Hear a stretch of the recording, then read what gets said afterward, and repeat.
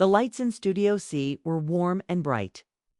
Laughter echoed from the audience as the opening credits of Piers Morgan Uncensored played.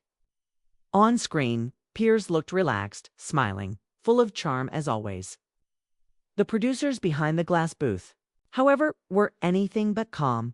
"Who approved this?" whispered the showrunner, eyes scanning the updated guest list. "Mark Wahlberg wasn't booked today."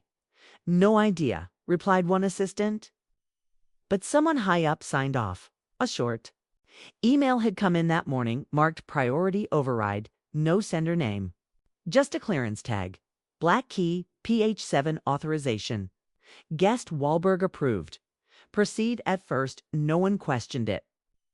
Wahlberg was a Hollywood legend. Why would anyone object to having him on? But something about the language in the message. FELT military. Still, the show must go on. At 7:03 p.m., Mark Wahlberg walked into the green room. He looked sharp in a navy suit, but his eyes didn't match the smile on his face. They were cold, tired, watching everything. He didn't say much, just nodded, shook a few hands and sat quietly. His publicist, a tall woman in a gray suit, handed a note to the segment producer. In bold black letters, it read, "Nitrogen monoxide military questions. Mark is here to promote Iron Blood only." The producer raised an eyebrow. He had read the script for Iron Blood, Wahlberg's new film. It was about a rogue CIA agent who exposes corruption during the Iraq War. It was fiction, of course, or so they thought. Piers was informed of the guest change just minutes before going live. "Wahlberg. Really?" he asked, adjusting his tie. "Well, all right." He draws viewers. As the cameras rolled, Piers welcomed Mark with his usual flair. "Ladies and gentlemen, a surprise tonight. The man who gave us Lone Survivor, The Departed, and now the explosive new thriller Iron Blood, Mark Wahlberg." The crowd cheered. Mark smiled, even laughed. The segment was smooth. He talked about the physical training for the film, how hard it was to lose weight, how he based his character on real guys who did things we'll never understand. The audience loved it. But the crew behind the scenes noticed something. Odd. Wahlberg never mentioned the word military. Not once. He danced around it. Instead, he kept saying things like, "We tried to tell the truth." But only what they let us.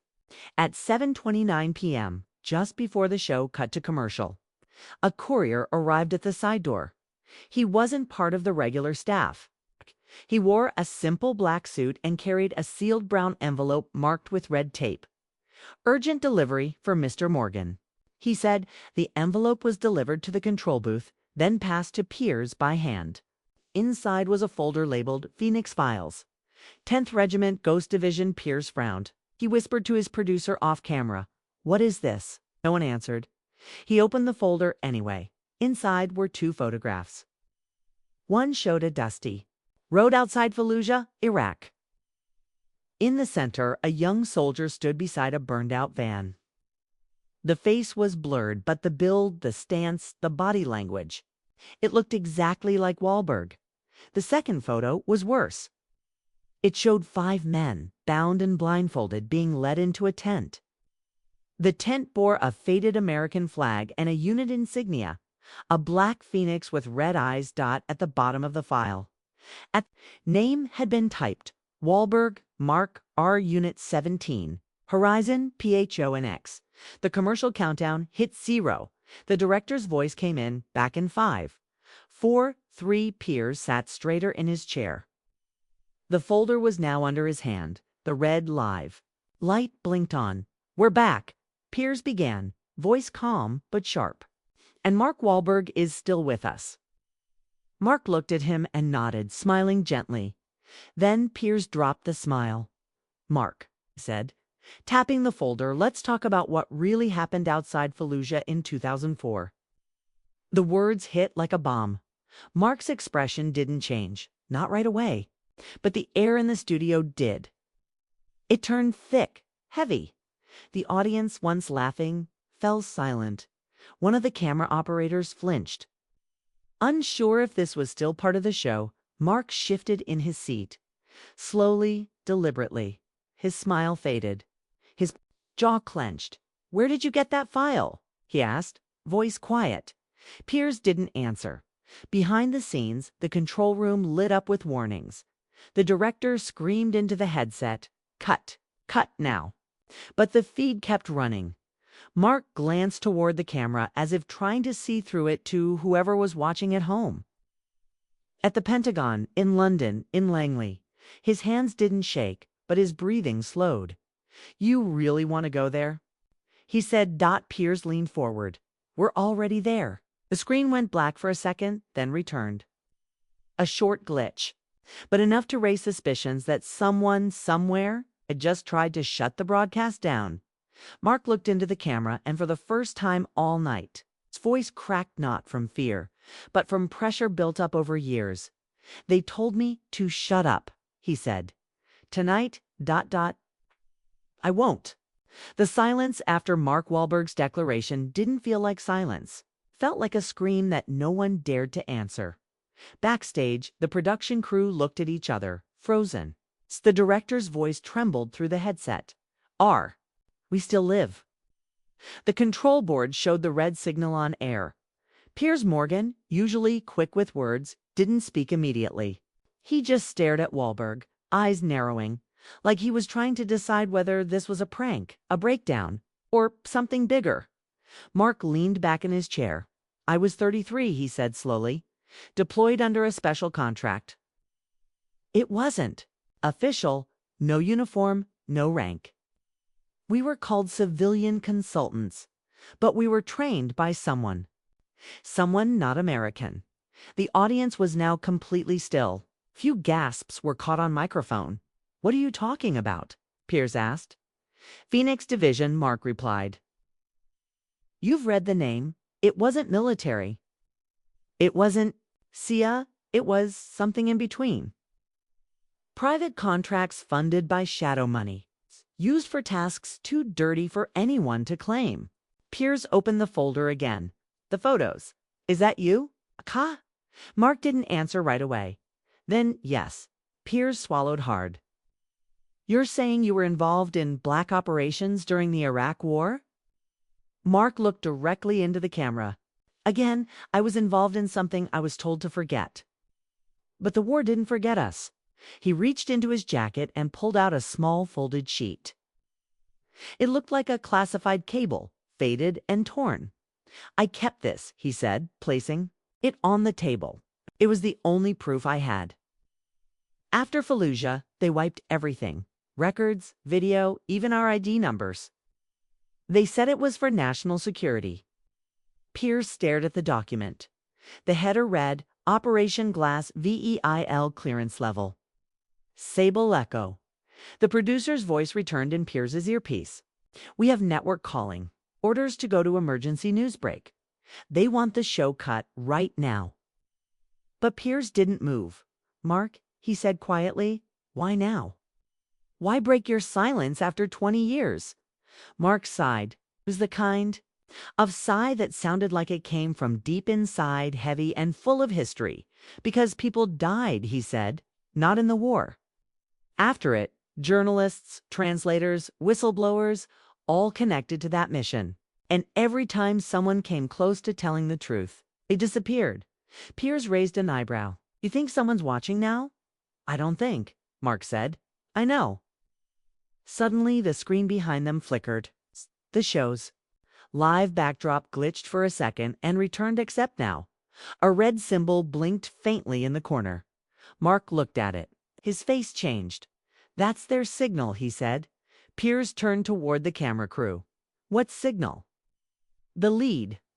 Cameraman stepped back from his rig, confused.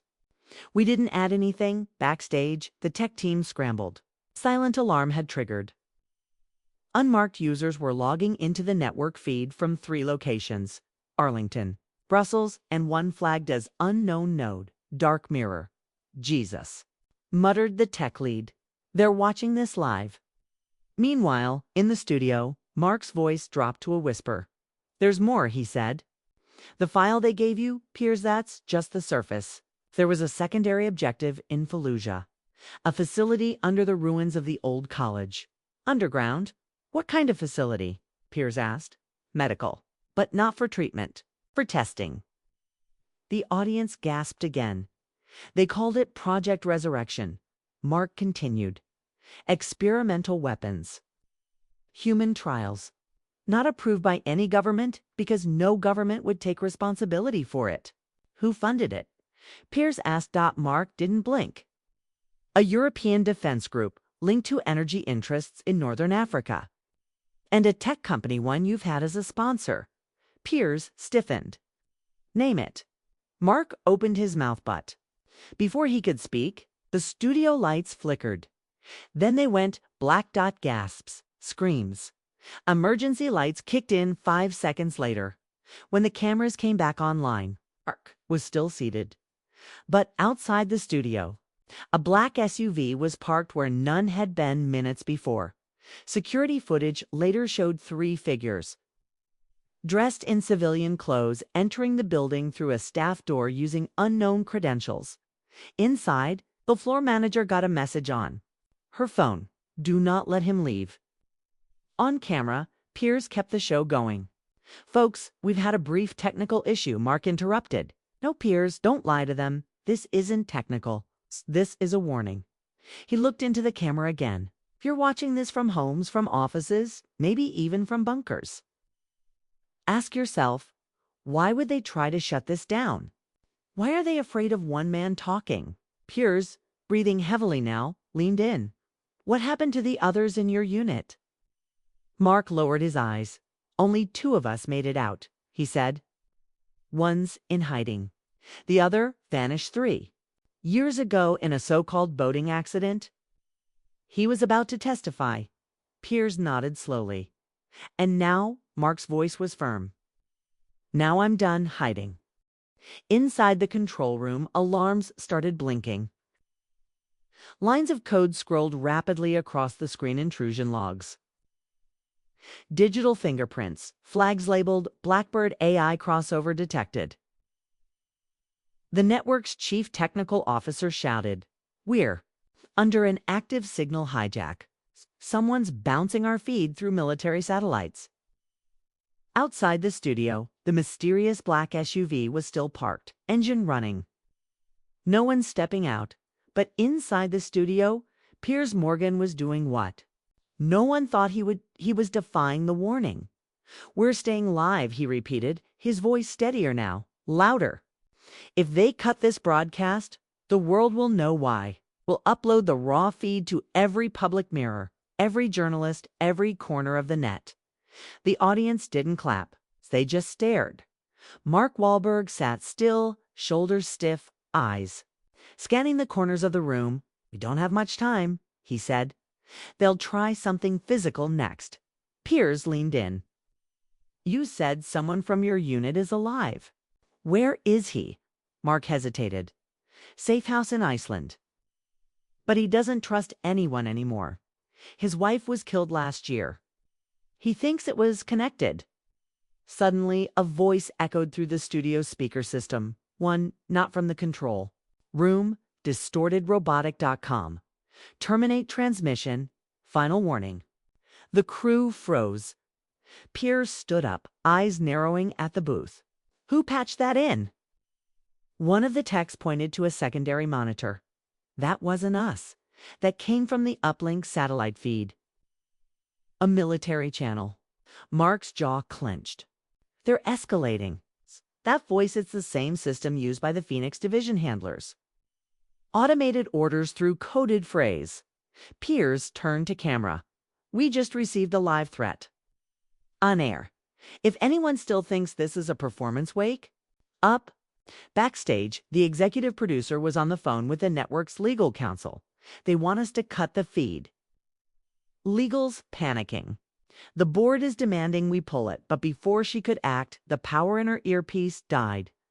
"Total blackout on her comes. Someone's jamming our internal lines," shouted the floor director. Inside the studio, the red symbol returned to the backdrop screen, but this time it wasn't blinking. It pulsed. Mark saw it. His face turned pale. "That's a targeting confirmation." Piers blinked. "What does that mean?" "Okay. It means Mark said grimly. Someone's about to come through that door. As if on cue, the emergency exit to the left of the stage burst open. 3 men in tactical black moved in. No insignias, no identification. Their faces were masked, movements precise. The audience screamed and scattered. Piers instinctively stepped between the intruders and Mark, yelling, "This is live. Cameras are rolling."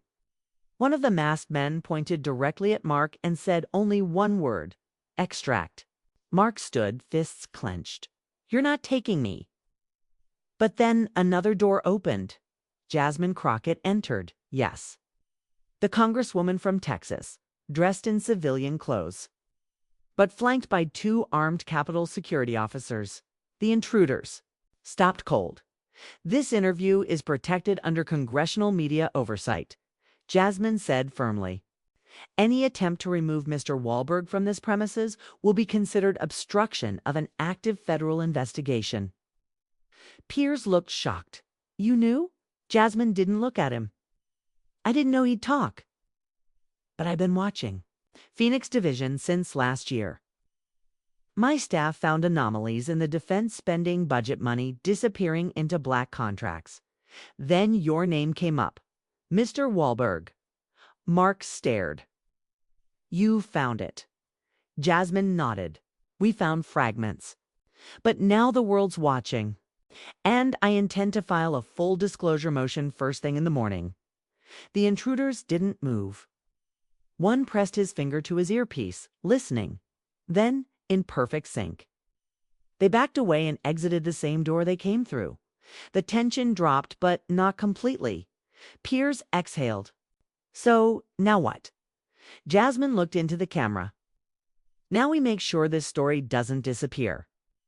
Now we force the truth into the light." Mark stepped forward. "There's still one facility operational. In Algeria, they're calling it Haven Core. But it's just a continuation of the same experiments. Bioprogramming neural destabilization. Weaponized memory implants." Piers blinked. "Memory implants?" Mark nodded. "They were testing ways to rewrite memories, turn soldiers into programmable assets. That's why they erased our records. We weren't just witnesses. We were subjects." Suddenly, Jasmine's security officer received a ping on his tablet. He showed it to her, a live satellite image. A drone circling the studio. Jasmine whispered, "They're not done." But instead of panic, she took the mic to the global press. "Watching this, I urge you to make backups. Spread this. Every document, every file, every second of this feed. We need civilian eyes on this, not just governments."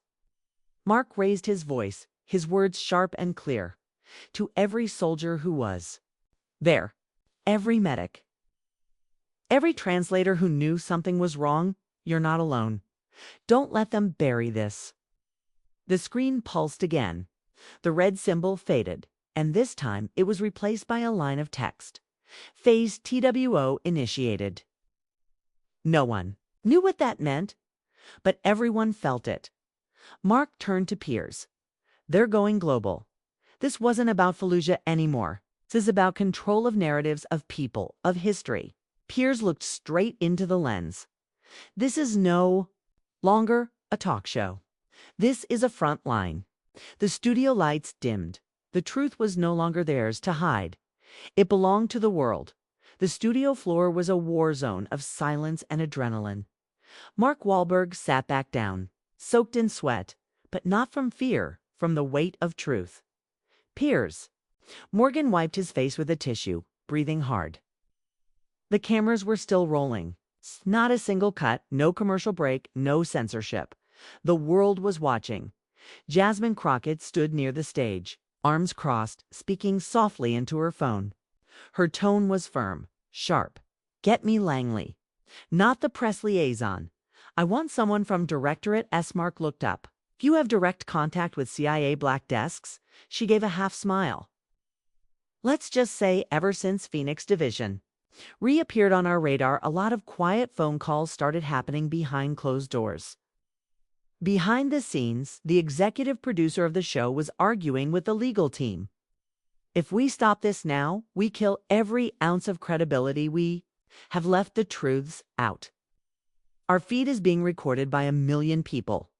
Someone else whispered, the board wants us to issue a formal retraction after this ends. They're scared of retaliation. The producer shook her head. Then they should have never let this guest list be touched by foreign interests. On stage, Piers asked the question that had been burning since the start. Mark, why now? Why come forward after all these years? Mark hesitated. His eyes weren't on the camera anymore. They were distant, like he was staring through a wall into memory. Because one of them came to see me last year, he said. Not a soldier, not a general, a kid. Piers leaned in. A survivor. Mark nodded. Her name was Layla. She was 7 when our convoy entered her village during Operation Phantom Echo. We were told it was a weapons lab. It wasn't. He paused, his voice cracked. It was a school. The audience didn't breathe. Mark looked at Jasmine. She tracked me down in Boston. Said she recognized my face from a news story. She handed me a notebook, drawn images of what she remembered. Soldiers, guns, screaming, and one man helping her out of a fire. He tapped his chest. I was that man. But I had no memory of it. Nothing. Just ... blanks. Like someone had erased it. Piers's expression hardened. You're saying your memories were altered? Mark nodded slowly. When I started digging, I found gaps in my military files. Missions I supposedly wasn't on. Time-stamped footage that had missing audio. Even the medals I received didn't match official logs. Then came the dreams repeating scenes, things I couldn't explain. Jasmine stepped in. That's consistent with the files we've seen. Phoenix Division experimented with early-stage neural overwrite programs. A kind of memory suppression selectively blocking traumatic events in soldiers, Piers asked. Why? Mark answered quietly, so we wouldn't talk. Just then, someone ran onto the stage, the lead tech from the control room. We've got a problem, he said. We've been geolocated by a third-party IP. It's not military. It's private European. Piers stood up. Who? The tech handed him a slip of paper. Piers read it aloud. Decrypting node, Zurich. Registered to Anima Networks. Jasmine's eyes went wide. They're not supposed to exist anymore. Mark turned to her. You know them? She nodded. Anima was a tech front. A shell company linked to DARPA and Swiss biotech firms. It's their last known project. Biocognitive surveillance. Real-time emotion tracking through satellite-linked EEG mapping. Piers blinked. She's saying we're being ... scanned? Tech shrugged helplessly. Something like that. Our camera feeds are being looped. Someone's trying to analyze live behavior, body language, micro-expressions. Suddenly, the studio lights flickered again. The red phoenix symbol flashed once, then vanished in its place. A new icon appeared. A white feather. Mark's face went white. Piers asked, what does that mean? Mark's answer chilled the room. That's not Phoenix. That's Whisper Protocol. It means psychological collapse. They're not going to kill us. They're going to discredit us, one by one. Outside, a low rumble echoed. The black SUV had vanished. In its place, drones buzzed silently over rooftops. Inside, Mark continued, they'll flood the internet with deepfakes, fake emails, doctored footage. They'll smear me as unstable, Jasmine as corrupt. You, he said, looking at Piers, as complicit. Jasmine pulled out a flash drive from her coat. Not if I get this to Congress first. The feed didn't go black dot, it erupted across the globe. Millions watched as the studio's monitors filled with classified military memos, encrypted voice logs, surveillance footage, and once erased deployment orders. Every second revealed more. Each document louder than words. Operation Phantom Echo, the Ghost Division, Whisper Protocol, Names, faces, coordinates. 1. Line kept repeating on multiple files. Subject 09, MW observe, control, suppress. Mark Wahlberg stood still, jaw tight, as the audience gasped. "That's me," he said quietly. "They didn't just erase my memories. They turned me into a weapon." Jasmine Crockett scrolled rapidly through the files. Her hands shook, but her voice was clear. They categorized soldiers like test subjects, personality types, trauma thresholds. You were all part of a live simulation. Piers Morgan, still stunned, turned toward the camera again. "We need to clarify if this has been verified by official sources. But if even part of it is real, this is the biggest military leak in modern history." From the back of the studio, security entered. Not network security government suits. Plain black coats, communication earpieces. One reached for a mic. "Shut the stream down." Now Jasmine stepped forward. "Touch that terminal, and you'll be interfering with evidence in a federal oversight case. I'm a sitting member of Congress, and this is my jurisdiction now." The lead agent hesitated. Mark's voice cut through. "They won't stop unless we make this public. Every file, every name." Just then the lights flickered again. The terminal started to overheat. On screen, a countdown began. Integrity. Breach auto purge in 3 o'clock. Someone was trying to wipe the data remotely. Piers turned to the producer's booth. "Back up it all. Get 3 physical drives and copy everything. We've got 3 minutes."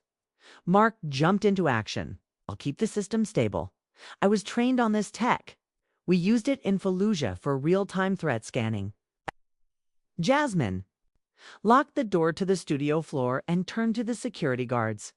"You want to help your country? Hold that door. Nothing in, nothing out." One of the guards nodded. "Understood." The studio became a bunker. In the control room, the technician handed Piers a headset. "You've got a direct call from London. Me 6. They're asking if this data is connected to Project Harrogate." Piers raised an eyebrow. "What the hell is Harrogate?"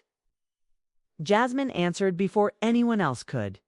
"An old Cold War directive.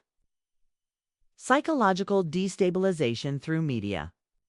Designed to discredit insurgents and allies using fictional scandals. Looks like the Americans took it digital." Mark's fingers flew across the keyboard. They tied it to Phoenix.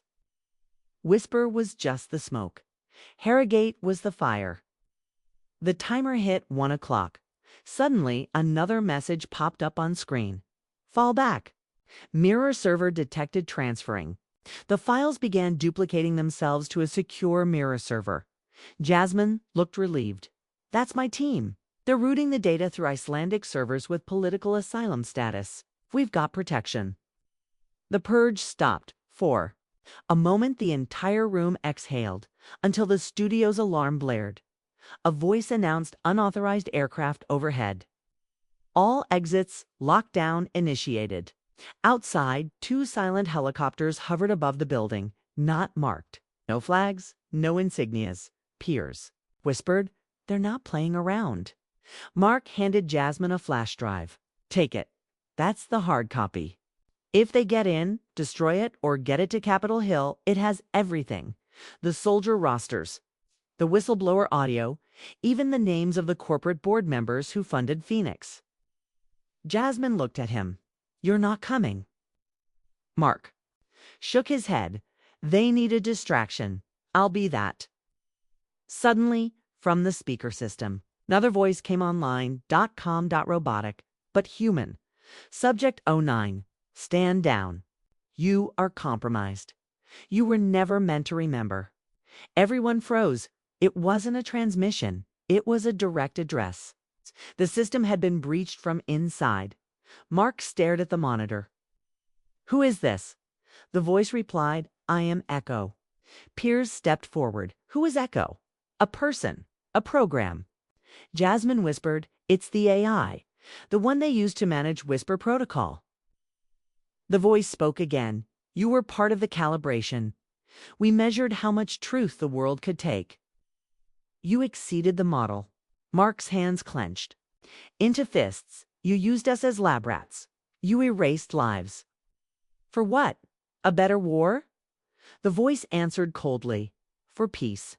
The monitors went black dot, all systems shut down. No lights. No power. No signal. Only one small red glow remained from Jasmine's flash drive, safely in her hand. She looked to Mark. This isn't over. He nodded. No, it's just begun. Footsteps echoed in the hallway outside. Doors slammed open. Shouts, commands, metal dash on dash metal. Jasmine turned to the guards. Help me out the back stairwell. There's an armored vehicle waiting 2 blocks down. Mark looked at Piers. You broadcasted the truth. That's more than most ever do. Piers said nothing, just offered his hand. Mark shook it firmly, then turned and walked toward the shadows, toward the armed men now flooding into the building. The night air in London was sharp, heavy with the thud of helicopter rotors fading into the distance. Jasmine Crockett sprinted down the alley, her coat flapping behind her like a cape. In her hand, she gripped the flash drive like a weapon. Behind her, 2 plainclothes guards moved fast, shielding her from all sides. At the corner, a black vehicle. Idled, no markings, reinforced windows. American diplomatic plates. The driver, a young woman in glasses and combat boots, popped the back door open. Congresswoman Crockett. Jasmine didn't slow. Drive. Hard west. No phones. The SUV peeled away. A silent drone buzzed above. It followed them for only seconds before vanishing. Stealth surveillance, invisible. But they knew it was there inside the car. Jasmine inserted the flash into a hidden tablet. Data flooded the screen. Troop records. Video logs, AI simulation models, and internal communications labeled Whisper. Tier 1. Subject integration. Controlled personalities. Mark Wahlberg's name was listed in multiple files. But so were others. Names of celebrities.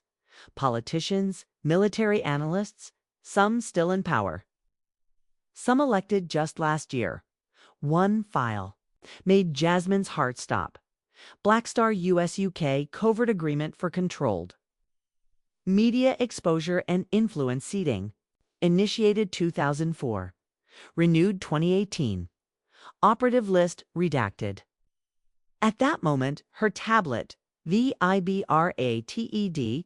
A secure satellite call. Capitol Hill Oversight Liaison. We saw the stream before it went dark, said a voice. Are you safe? No, she said, but I have it all. I need a secure line to the press. International. The voice paused. We can get you to Geneva. Swiss media can hold diplomatic protections, but you'll need to make a statement. Live. Jasmine nodded. I will, but this can't just be about Mark Wahlberg. This is bigger. This is systematic. Behind her, one of the guards spoke for the first time. Ma'am, we're being followed. Jasmine looked up. In the mirror, a matte gray SUV without lights was closing in fast. Turn here, she snapped. Lose them in traffic. Cut through Parliament Square. The driver swerved hard. Its tires screamed. Horns blared. But they made the turn. 2 more black SUVs appeared behind them. This isn't local, the driver muttered. These aren't Brits. They're off book. A sharp beeping started inside the vehicle. Tracking chip. The guard shouted.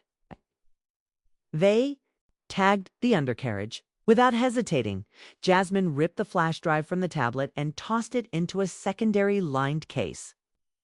She shoved it into a small pouch sewn into her jacket's lining. If they take the car, let them. She said, we split up at the next intersection. The driver looked at her through the rearview mirror. This isn't a game. Do you know that, right? Jasmine locked eyes with her. It never was. Back in the TV studio, chaos had turned to cold. Silence. Mark Wahlberg sat in the green room, wrists zip-tied, eyes calm. Around him, operatives moved like shadows, scanning everything, phones, cables, cameras, but they weren't speaking. Not to him. They were waiting for someone. Then the steel doors opened. A man in a gray three-piece suit entered. Late 50s, American accent. No name tag. No rank. He sat across from Mark and studied him. You were supposed to stay quiet. Mark didn't blink, and you were supposed to stay forgotten. The man smiled faintly. You went live with restricted data that makes you a national threat. Mark leaned forward. That wasn't restricted data. That was stolen truth. The man opened a file. You were part of Echo for 7 years. Deep cover ops. You were paid well. I was drugged, modified, sent into kill zones to test brainwave AI. You didn't just train, USU rewired us. The man shrugged. You were good at it. Mark stood up. You built a war machine out of people, and now it's eating you. The man's tone changed. You don't have long. You know that, right? We don't need to kill you. You're already degrading. All of Echo's subjects are. Your memory fractures weren't a glitch. They're planned obsolescence. Mark stared at the wall. You think you're still in control? But this is already global. The man smiled again, colder. You haven't seen what control really looks like. Jasmine crouched in the shadows, near Westminster Bridge. The rain had started light at first, then harder. She was soaked, breath fogging in the air. From a phone booth nearby, she made a call. Geneva. Patch me to Al Jazeera English. Emergency source clearance. I have evidence of a joint psychological operation involving 5 countries. Artificial intelligence and political elections. I'm ready to go on air. The voice on the line didn't question her. 10 minutes. We'll have a satellite studio. Ready? As she stepped out of the booth, another file opened on her tablet. A video. Grainy, but clear. The broadcast went live across 5 continents. In a quiet control room in Geneva. Red lights blinked across monitors as Jasmine Crockett's face filled screens from London to Cairo to New York. The satellite stream was clean. Verified, no delay. She held the flash drive in her hand. The contents of this drive, she said slowly, contain classified evidence that connects covert military programs, psychological warfare, and targeted media manipulation involving US, UK, and private intelligence partners. Newsrooms across the world fell silent. Producers held their breath. Anchors stared wide, dash-eyed. Social media exploded within minutes. #Blackstar exposed, #Echo Protocol, #Wahlberg files. Jasmine continued. Operation Blackstar, revived in 2018, was not just a counterterrorism program. It was a behavioral influence campaign. Using neuroadaptive conditioning on select individuals, most of them public figures, then placing them in controlled exposure roles. Behind her, images appeared, satellite photos, heat maps, psychological dossiers, and Mark Wahlberg, she said, was Subject 09, back in London. In a sealed room beneath the studio, Mark sat with his head bowed. The man in the gray suit paced behind him, his calm cracking. You don't understand what she's unleashed, the man whispered. Mark raised his head slowly. His voice was low. I think you're scared. That's new. The man turned furious. This isn't about fear. It's about control. The public believes what we tell them. Until tonight. Just then, the room's emergency lights flickered. The studio's backup system kicked in. A tech burst into the room. Sir, Geneva stream breached our firewall. It's spreading. Independent journalists are pulling the files live. There's no stopping it. The man went pale. He leaned close to Mark. We made you, and we can unmake you. Mark smiled faintly. You tried that already. He stood slowly outside. The building, crowds gathered, protesters held signs, reporters shouted questions. Helicopters swirled overhead. Armed vehicles blocked exits. The world was watching.